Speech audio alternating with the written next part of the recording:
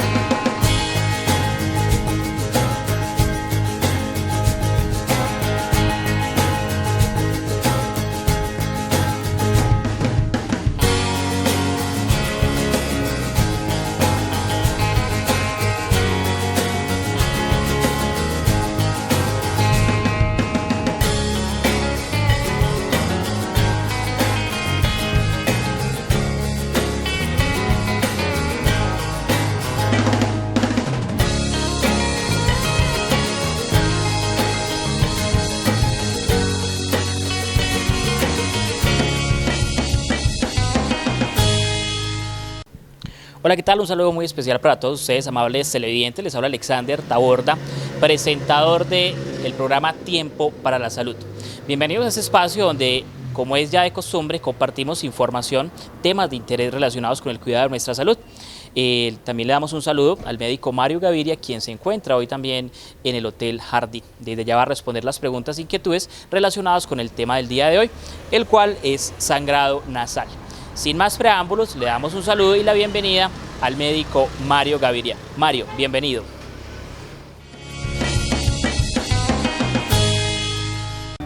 Un saludo de nuevo a nuestros televidentes de Tiempo para la Salud. Les habla el médico Mario Gaviria de Salud Jardín y Salud Integral y Empresarial del Suroeste CIES. Hoy, de nuevo desde el Hotel Jardín, un agradecimiento a Carlos Arturo Jaramillo por este espacio, este hermoso espacio que marca el municipio de Jardín y las tradiciones, el arte del municipio, porque en él vamos a encontrar arte de nuestra tradición paisa. Hoy vamos a hablar sobre sangrado nasal, término clínico o término médico epistaxis. Una gran preocupación para las familias, para las personas que la sufren y para los familiares de quienes lo sufren, especialmente los niños. Las mamás generan gran angustia cuando se presentan estos fenómenos.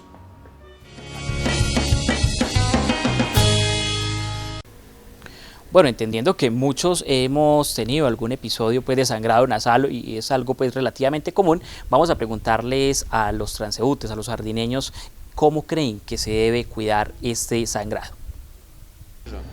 Estamos con Astrid y para Tiempo para la Salud queremos preguntarle cómo tratar o cómo trata ella el sangrado nasal. Bienvenida a Tiempo para la Salud. Gracias, Alexander.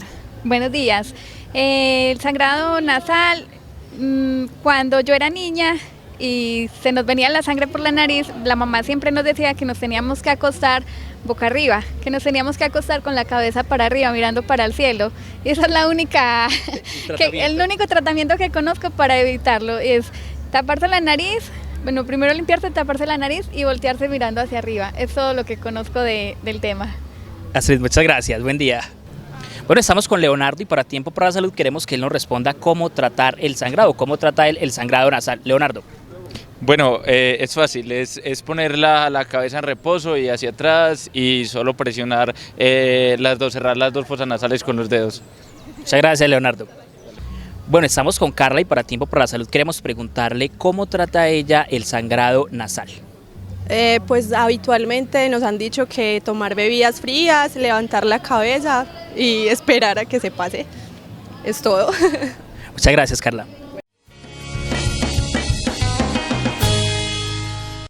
Bueno, continuando con el programa del día de hoy, amables televidentes, vamos a hacerle dos preguntas al médico Mario Gaviria, que se encuentra hoy en el Hotel Jardín. Primera pregunta, ¿qué es el sangrado nasal? Y lo segundo, ¿cuáles son las causas? Para que todos ustedes puedan conocerlas. La epistaxis o sangrado nasal, como su nombre lo dice, es la emisión de sangre a través de las fosas nasales. Entonces, fluido nasal sanguinolento, sale sangre de la nariz, sangre que va a salir a la parte anterior o a la parte posterior o a ambos lados. Entonces, en la parte anterior puede ser el sangrado evidente, visual, que cubre el rostro o la boca del paciente, que cae a sus ropas, que cae al suelo y genera gran angustia. El sangrado nasal también va a la parte posterior, que es sangrado donde trago la sangre y va a mi estómago, que a mí me genera angustia, de pronto a las otras personas no, porque lo que genera angustia es ver brotar sangre, pero puede ser inclusive más angustiante o más peligroso. Tenemos 3 tipos de sangrado nasal, o para diferenciarlo, en sangrado nasal anterior, el sangrado nasal superior y el sangrado nasal posterior, siendo este último el más grave, porque normalmente es el que menos se ve. Ese sangrado casi siempre, la mayor parte va a ir al sistema digestivo, va a bajar por el esófago hasta el estómago, y casi siempre va a ser más abundante por el tipo de lesiones que se presentan ahí, o que la irrigación de esa región es mucho más amplia.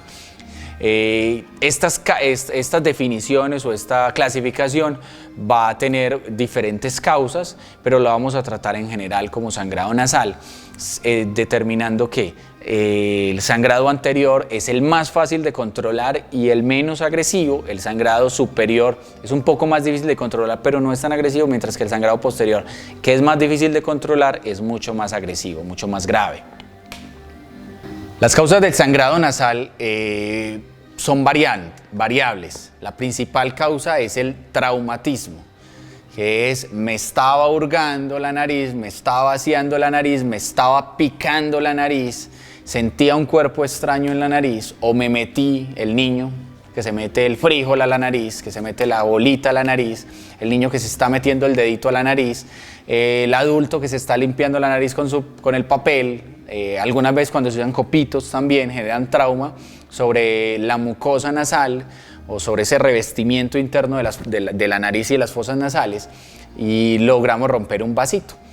El trauma casi siempre se relaciona a la parte de sangrado anterior, o sea, del huesito, debajo del huesito, del septo nasal, en la parte blanda, en la parte más anterior, que es donde normalmente nos vamos a hurgar. El trauma también se ve relacionado con estornudos, porque el estornudo genera una presión fuerte. Las sacudidas. El trauma también tiene que ver con accidentes. Muchas personas, después de un accidente, un balonazo, una caída en una bicicleta, una motocicleta, un accidente de alto impacto, tengan o no fracturas, porque no necesariamente tiene que haber fractura, van a tener sangrado nasal. Entonces, estoy jugando mi partido de baloncesto, me dieron el golpe en la nariz, empecé a sangrar, no necesariamente porque haya fractura, sino porque hay un trauma de alta intensidad que maltrata la mucosa, maltrata el cartílago y lleva a que se presente el sangrado. Entonces, el trauma es uno de los puntos importantes aquí. Hay otros, los procesos inflamatorios. Entonces, los pacientes con rinitis, con sinusitis, con enfermedad gripal, con fiebre, van a generar inflamación de la mucosa nasal que puede generar sangrado. Las enfermedades sistémicas, entonces las vasculitis hipertensivas, hay un aumento de la presión arterial o cambios en esta que hacen que ese vasito se dilate o que ese vasito tenga mucha presión y sangre.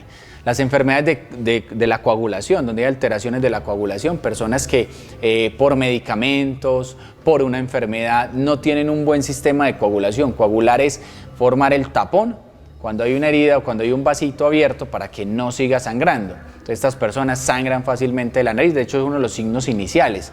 El paciente que empieza una púrpura trombocitopénica o está tomando warfarina o tiene una enfermedad de coagulación, uno de los signos iniciales es sangra al cepillarse o sangra la nariz cuando se la asea, cuando se estornuda, cuando se sacude o sangra espontáneamente, que ya vendrá acompañado de otras cosas. Hay tumoraciones dentro de la nariz o de la vía respiratoria superior que pueden generar sangrado. Las varices esofágicas, que se relacionan con pacientes con cirrosis, con alcoholismo, con problemas del hígado, pueden generar sangrado. Hay varices nasales por otras razones que pueden generar sangrado. Entonces, hay una variedad de causas. El médico debe hacer una valoración para determinar cuál es la causa, qué tipo de sangrado tengo, anterior, superior o posterior, y cómo hago el tratamiento.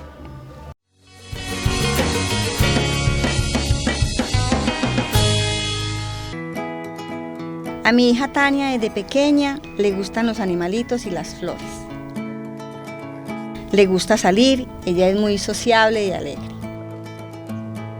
Hoy en día es estilista y tiene un localcito en la casa. Gracias a Dios, tiene muy buena clientela. Ella alterna el trabajo con su labor social. Tania tiene una corporación desde la que trabaja por los derechos de la comunidad LGBTI. Yo me siento muy contenta porque la veo a ella feliz con lo que hace. Ella ha salido adelante con lo que se propone.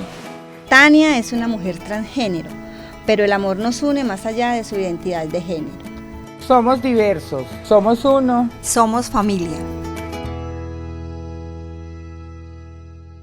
Antioquia piensa en grande.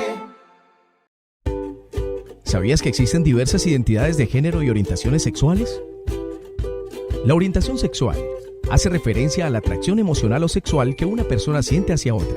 Es decir, si nos sentimos atraídos por un hombre, por una mujer o por ambos. Acá entran categorías como lesbianas, gays y bisexuales. En cambio, la identidad de género hace referencia a si nos sentimos hombre o mujer, independientemente del sexo biológico con el cual nacemos. Acá entran categorías como transgéneros e intersexuales. Pero, ¿qué significan todas esas denominaciones? Mario está enamorado de Cristina y son novios hace 3 años. Ellos son heterosexuales, es decir, se sienten atraídos solo por el sexo contrario. Juliana es pareja de Claudia, con quien tiene un negocio de artesanías. Ellas son lesbianas, ya que solo se sienten atraídas por otras mujeres. A Esteban le gusta Juan, un chico de la casa vecina. Es gay, solo se siente atraído por otros hombres. Sara duró 2 años con su novio anterior, antes de enamorarse de Diana. Ella es bisexual, ya que puede sentirse atraída tanto por un hombre como por una mujer. Carlos nació mujer, pero nunca se sintió identificado con el sexo con el que nació y con los roles femeninos. Él es una persona transgénero, es decir, hombres que se sienten mujeres o, en este caso, una mujer que se siente hombre. Violeta nació con ambos sexos, es decir, con genitales femeninos y masculinos, por lo que sus padres no sabían si era hombre o mujer. Violeta es una persona intersexual. El reconocimiento de todas esas diversidades ha sido difícil. Sin embargo, la población LGTBI ha tenido grandes logros en términos de derechos en Colombia. 1. Igualdad de derechos patrimoniales como las parejas heterosexuales. 2. Incluir el cambio de sexo en la cédula de ciudadanía. 3. Se otorga la posibilidad de adoptar. 4. Reconocimiento del matrimonio igualitario. 5. Prohibición de la discriminación de una persona con motivo de su orientación sexual o identidad de género. Somos diversos, somos uno, somos personas. Antioquia piensa en grande.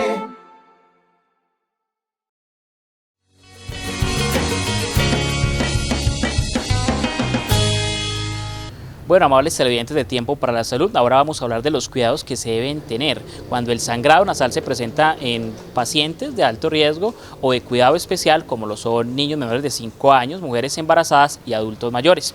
Así que le trasladamos esta pregunta al médico Mario Gaviria. ¿Cómo trato el sangrado?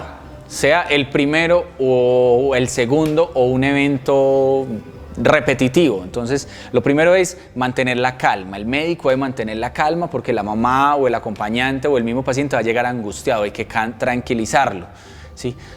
No se hacen tratamientos a la ligera, no se empieza por el tratamiento más agresivo. Esto es muy importante que la gente lo tenga en cuenta. Siempre en sangrado nasal se empieza por el tratamiento menos invasivo, menos agresivo, menos dañino para el paciente. En algunos casos pues se necesitarán procesos quirúrgicos, embolizaciones y cosas especiales que las tendrá que hacer en Medellín el especialista. Pero el 90% de los casos o más se solucionan en casita o en el consultorio con paciencia, con tranquilidad, evaluando bien al paciente. ¿Qué paciente tengo? ¿Un paciente niño? ¿Un paciente mayor? ¿Un joven que se traumatizó? ¿De qué parte es el sangrado? ¿Es un trauma o una lesión anterior donde el sangrado es anterior? Pues simplemente ubico el hueso y debajo de la parte blanda y hago una presión sostenida de esa región, 5 a 10 minutos, y normalmente esto para los sangrados anteriores la mayoría de las veces. ubico algo frío en la región de la frente o del septo nasal para disminuir la irrigación, para hacer que el vasito se cierre un poquito. Estas dos son las maniobras más eficientes y la cabeza del paciente va hacia adelante, no hacia atrás como la hacían las abuelas en tiempos anteriores. Cuando yo tiro la cabeza hacia atrás estoy favoreciendo que ese sangrado baje a la vía gástrica, va a generar gastritis o irritación del estómago y en algunos casos pues va a pasar muy cerca de la vía respiratoria, entonces el paciente va a toser y se va a ahogar con su propia sangre. Entonces, aparte de que se irrita el estómago y hay una gastritis, cuando pasa por la laringe, que es donde se divide la tubería, donde viene la tubería anterior, la tráquea para respirar, la tubería posterior, el esófago para alimentarse. Si baja por el esófago, pues es lo menos grave, pero si baja por la parte anterior puede ahogar al paciente. Entonces siempre la cabeza hacia adelante, presión sostenida y hielito. Y tranquilice al paciente, respire despacio, relájese, es un sangradito menor, esto no te va a causar ningún problema, trate de tranquilizarlo. Si el sangrado ya es de la parte superior donde no se puede hacer una compresión directa, pues el médico hará un taponamiento anterior. El taponamiento anterior consta de con una pinza especial y una gasita hacer compresión. Esa presión que estaba haciendo acá, hacerla ya con gasitas. Y normalmente eso soluciona el problema, se deja de un día para otro, si es necesario, y se acabó el problema. Si es de la parte posterior, pues habrá que hacer un taponamiento posterior. El taponamiento posterior es pasar a través de la nariz, se captura en la boca, se amarra la gasita o el taponcito y se lleva a la parte posterior de la boca para que supere el paladar y quede ahí taponando el sangrado. A veces hay que hacer se hace compresión, se pone el hielo y después hay que hacer taponamiento anterior y después posterior. Entonces algunos pacientes van a salir del centro médico con un taponamiento anterior y posterior que debe quedar bien ubicado porque hay unos riesgos si no queda bien ubicado. Algunos pacientes simplemente necesitan que les bajemos la presión. Tiene la presión muy alta, bajémosle la presión, pongámosle hielito, hagamos un poquito de taponamiento y ya con eso lo controlamos. Algunos pacientes van a necesitar una investigación más a fondo para mirar el hemograma, que no haya anemias, cómo está la hemoglobina, cómo está el hematocrito, cómo están las plaquetas, que no estén muy bajitas. Por ejemplo, los pacientes con dengue se les bajan las plaquetas, que son las células de coagulación, entonces van a sangrar fácilmente. Los pacientes que toman warfarina hay que hacerles un INR, un TP, una prueba de coagulación en sangre, porque a veces están tomando mucha dosis y se les subió el valor. O sea, los pacientes con warfarina son pacientes que necesitan tener niveles de anticoagulación más altos, pero no tan altos como para que lleven a sangrado. Entonces depende de cada paciente, pero el médico debe tomar cautela. A veces se hacen cauterizaciones cuando se logra visualizar el vaso, pero en estas cauterizaciones yo pido mesura. Cauterizar es cerrar el vaso con algún medio, con líquido, con energía, con algún medio, pero en la nariz tiene un riesgo y es que se cierre la circulación y se provoque una necrosis, una muerte del tejido que va a ser mucho más grave. Entonces lo ideal es que no se haga en consultorios médicos, sino que lo haga un otorrino, que es un especialista en el tema. Entonces hay muchas formas de tratamiento, empecemos por las básicas, siempre se empieza de lo simple a lo complejo, no al revés. Lo he dicho en muchos programas, no es la inyección milagrosa, la cirugía milagrosa, la cauterización milagrosa, el tratamiento agresivo milagroso, porque este va a tener más riesgos. Entonces vamos con cautela, escuchemos al médico y si el médico está proponiendo tratamientos muy agresivos, pidámosle otras posibilidades de tratamiento, si hay tratamientos más simples que puedan ser eficientes o por qué de entrada está proponiendo un tratamiento tan agresivo como la cauterización o como la embolización o la cirugía y por qué no mirar las posibilidades básicas y si ya no funcionan, sí ir a lo fuerte, a lo agresivo, a lo invasivo. En los pacientes en edades especiales, mujeres embarazadas, menores de 5 años o adultos mayores de 65 años o enfermedades o pacientes con otras enfermedades, siempre las mismas precauciones. Al niño tranquilícelo, déjelo con sus padres, que su mamá lo tenga en sus brazos, en sus piernas, cargado cuando usted vaya a intervenirlo, que haya otro adulto ahí para que le ayude a sostenerlo porque el niño no va a colaborar porque él está nervioso, porque solo ver la bata del médico ya lo pone nervioso. Entonces tener otra persona ahí para tranquilizarlo, utilizar juguetes, darle la chupeta mientras tanto, ponerle primero el hielito antes de hacerle presión, que la presión la haga la mamá. Entonces le enseño a la mamá para que ella la haga y lo tranquilizo. Si toca hacer taponamiento, de pronto en algunos casos, en algunos pacientes que son muy nerviosos, un poco de sedación, teniendo en cuenta que no se debe sedar al paciente que está bajo los efectos de sustancias psicoactivas o bajo efecto de licor o bajo efecto de sedantes. Con ellos hay que tener más pausa. En la embarazada, el tratamiento menos invasivo posible, determinar que no tenga alteraciones de la presión, que no esté bajo una preeclampsia, que pueda estar generando una complicación. Entonces la embarazada tranquilícela, mucha cautela, pero tranquilícela, porque ella va a pensar que este sangrado puede afectar su embarazo. Muchas veces no va a ser así, la mayoría de las veces no va a ser así, entonces tranquilícela. En el adulto mayor, busque causas secundarias a los medicamentos que está consumiendo, a las enfermedades que tiene de base, porque probablemente ahí va a estar la respuesta. Es muy raro que el adulto mayor tenga la misma causa del niño del trauma, es muy raro que tenga la misma causa de la rinitis y la inflamacióncita. Entonces búsquele la presión, búsquele la función renal, la función hepática, la coagulación cómo está, y tranquilícelo también, pero con él sí tenga más cautela, porque él tiene más riesgo de que ese sangrado llegue a ser importante, llegue a ser prolongado y desarrolle una anemia secundaria.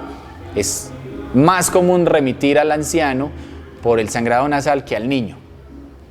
Y en el paciente joven que se traumatizó, que tuvo el accidente, pues busque, antes de preocuparse por el sangrado nasal, que no haya lesiones más importantes, básicamente un trauma de cráneo, un trauma de encéfalo que pueda generar un deterioro neurológico, que sería lo más grave. A veces vemos el sangrado nasal, pero se nos olvida que detrás de ese sangrado puede haber una fractura de base de cráneo, una fractura de otras partes del cráneo, o un TEC, que es el trauma encefalocraneano moderado a severo, que puede poner en riesgo la estabilidad neurológica y la vida del paciente. Si ya descarté esas posibilidades, pues enfóquese en el trauma nasal. Entonces voy haciendo presión, hago un taponamiento anterior rápido, pero evalúe primero la parte neurológica. Entonces son cosas importantes a tener en cuenta, que las debe tener en cuenta un clínico que está tranquilo, que no está corriendo, que no está gritando, que no está desesperado, que no entró en la euforia de los familiares y que logró calmar a los familiares con conceptos claros, con seguridad, con tranquilidad y con una acción rápida, pero con las pausas que amerita la tranquilidad para que nuestro cerebro funcione bien. El médico siempre debe estar calmado.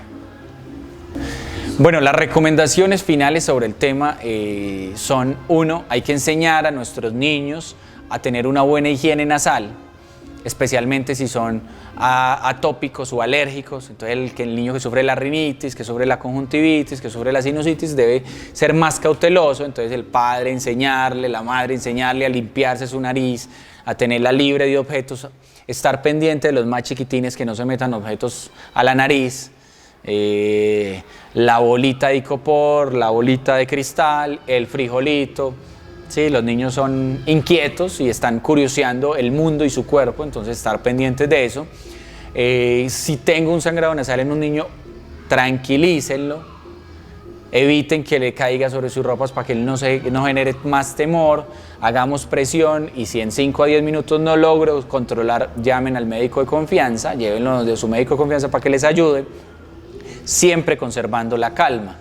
Si es un paciente joven que tuvo un trauma en la bicicleta o algo, siempre evaluemos primero otras opciones, que no tenga lesiones más graves. Si no tiene lesiones más graves, enfoquémonos en el sangradito nasal, sin lastimar más, porque tuvo un trauma y puede haber una fractura, entonces ahí no puedo hacer una compresión tan fuerte, no puedo ser tan agresivo en esa parte.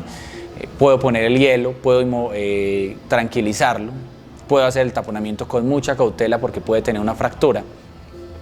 Si es el adulto mayor, vamos a mirar su fórmula de medicamentos, su cajita de medicamentos, los medicamentos que pidió en la farmacia sin fórmula, llevémosle eso al médico, contémosle qué tan ordenado es con el tratamiento, si se lo toma, si no lo toma, llevémosle los últimos exámenes, porque todo eso le va a dar información al médico para solucionar el problema. Y si es la embarazada, pues siempre andemos con el carnet del control del embarazo y con los exámenes básicos para que el médico tenga una idea de qué tal es su embarazo de alto riesgo, de bajo riesgo, y la pueda evaluar con calma.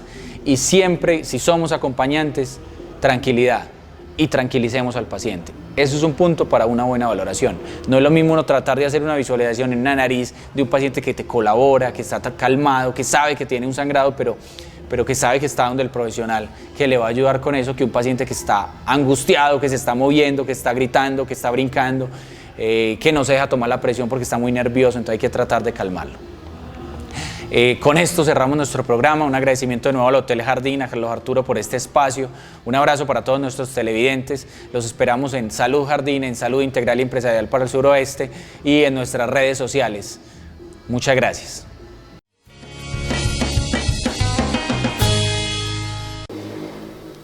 Bueno, televidentes, ya escuchamos las opiniones de los jardineños, de las personas a las que pudimos entrevistar y también las recomendaciones finales por parte del médico Mario Gaviria.